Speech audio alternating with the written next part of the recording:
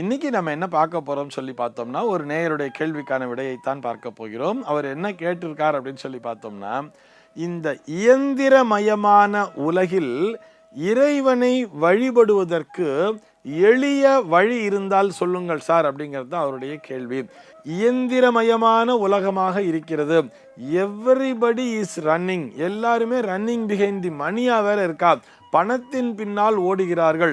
பணம் சம்பாதிக்க வேண்டியது என்பது இந்த காலகட்டத்திலே அவசியமாக இருக்கிறது.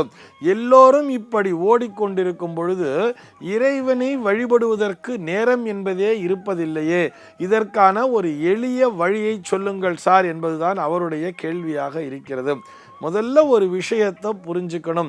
நாம் இயங்கிக் கொண்டிருக்கிறோம் அப்படின்னு சொல்லிட்டே, அதாவது இயந்திரமயமான உலகம் அப்படின்னு சொல்றேன் இல்லையா, எந்திரமயமான உலகம் சொன்னா நாம் இயங்கிக் கொண்டிருக்கிறோம் அல்லவா, அந்த இயக்கத்திலேயே இறைவன் இருக்கிறான் என்பதை உணர்ந்து கொள்ள வேண்டும். நம்முடைய ஒவ்வொரு செயலிலுமே இறைவனினுடைய அருள் என்பது இருக்கிறது என்பதை புரிந்து கொள்ள வேண்டும். நம்ம கையை இப்படி லிஃப்ட் பண்ணாலும் சரி, அல்லது இப்படி நம்ம கழுத்தை சாய்த்தாலும் சரி, இப்படி எந்த ஒரு செயலை நாம் செய்யும் பொழுதும் அங்கே இறை அருள் இருந்தால்தான் நம்மால் அந்த செயலை செய்ய முடியும் என்று புரிந்து கொள்ள வேண்டும். இது எல்லாவற்றையும் விட நம்ம ஒரு வேலையை செஞ்சுட்டு இருக்கோம் இல்லையா, நீங்க என்ன சொன்னாலும் பணத்தின் பின்னால் ஓடிக்கொண்டிருக்கிறோம் சொல்றோம். அதாவது பணம் சம்பாதிப்பது என்பது இந்த கலியுகத்திலே அவசியமான ஒன்று. அந்த பணத்தை சம்பாதிப்பதற்காக நாம் ஏதோ ஒரு தொழிலை செய்து கொண்டிருக்கிறோம் அல்லவா, அந்த செய்யும் தொழிலே தெய்வம் என்பதை புரிந்து கொள்ள வேண்டும். நாம் செய்கின்ற செயலிலே முழுமையான ஈடுபாடு என்பது இருக்க வேண்டும். ஸ்ரத்தையுடன் செய்ய வேண்டும் அந்த செயலை. அதாவது நாம் செய்கின்ற செயலுக்காக ஒரு கூலியை எதிர்பார்ப்பதில் எந்த தவறும் இல்லை. ஆனால் அதே நேரத்தில் அந்த செயலை செய்வதற்கு முன்னதாகவே, இப்போ ஏதோ ஒரு வேலை, ஒரு கார்பெண்டர் இருக்காருன்னு சொன்னா, தம்பி வாங்க இந்த வேலையை எனக்கு செஞ்சு கொடுங்க அப்படின்னு சொல்லி கேட்டா, அதை துவக்குவதற்கு முன்னதாகவே இதுல இந்த அளவுக்கு லாபம் கிடைக்கும், நம்ம இவ்வளவு வச்சு பேசுவோம், அதை கொடுத்தா பண்ணுவோம் அப்படிங்கிற மாதிரி அந்த டிமாண்டிங் அப்படிங்கிற ஒரு விஷயங்கிறது வந்துடுது அல்லவா.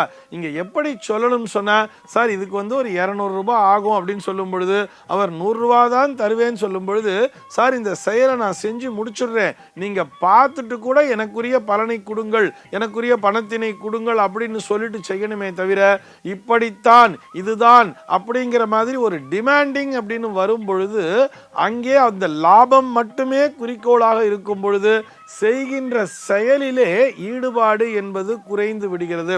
நான் யாரோ ஒரு தனிப்பட்ட மனிதனை குறை சொல்வதாக எண்ண வேண்டாம். நம்மில் முக்காவாசி பேர், ஏன் 90% பேர் இப்படித்தான் இருக்கிறோம். அந்த செயலை செய்வதனால் எனக்கு என்ன லாபம் கிடைக்கும் அப்படித்தான் பார்க்கிறோமே தவிர, இந்த சமுதாயத்திற்கு என்ன பயன், அதன் மூலமாக நானும் பலனை அடைவேன் என்கின்ற அந்த நம்பிக்கையை கொண்டிருக்க வேண்டும். இது எல்லாத்தையும் விட இப்படி யோசிச்சு பாருங்களேன், ஒரு முடிவெட்டும் தொழிலாளி இருக்கிறார்னு சொன்னா, அவர் தன்னுடைய கடையை திறந்தவுடன் முதல் கஸ்டமர் வந்தவுடனே என்ன பண்ணுவான்னு சொல்லி பார்த்தோம்னா, அந்த சீப்பையும் அந்த கத்திரிக்கோலையும் எடுத்துட்டு கண்ணில் ஒத்திண்டு தான் தன்னுடைய வேலையை ஆரம்பிப்பார். இறைவனை தொழுது அவரை பொறுத்தவரை அந்த சீப்பும் கத்திரிக்கோலும் அவருக்குரிய தெய்வமாக அவர் பார்க்கிறார். அதே மாதிரி ஒரு மெக்கானிக் அப்படின்னு சொல்லி எடுத்துட்டோம்னா, அவர் காலையில் அந்த மெக்கானிக் ஷாப்பை திறந்த உடனே அந்த ஸ்பேனரையும் ஸ்க்ரூ டிரைவரையும் எடுத்து கண்ணில் ஒத்திண்டு தான் அவர் வேலையை ஆரம்பிப்பார். இப்படி இருக்க வேண்டும்.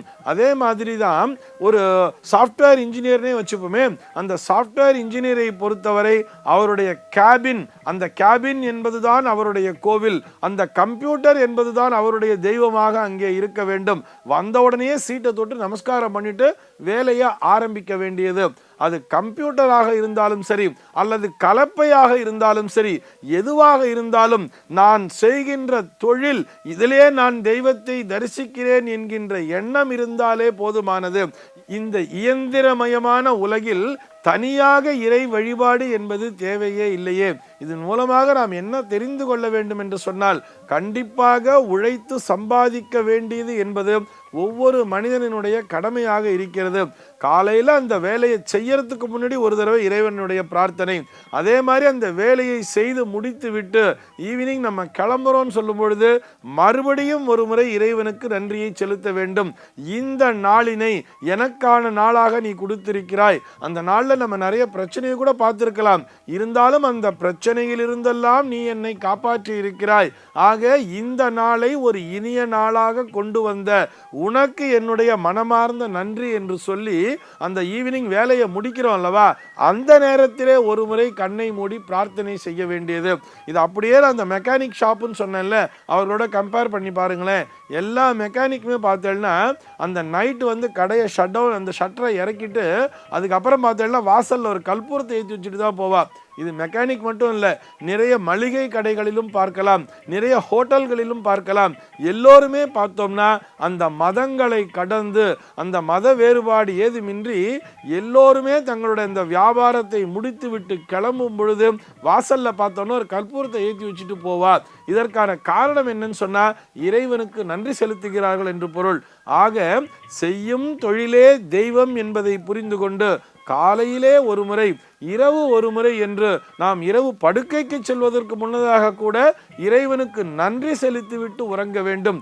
இது ஒன்றே போதுமே.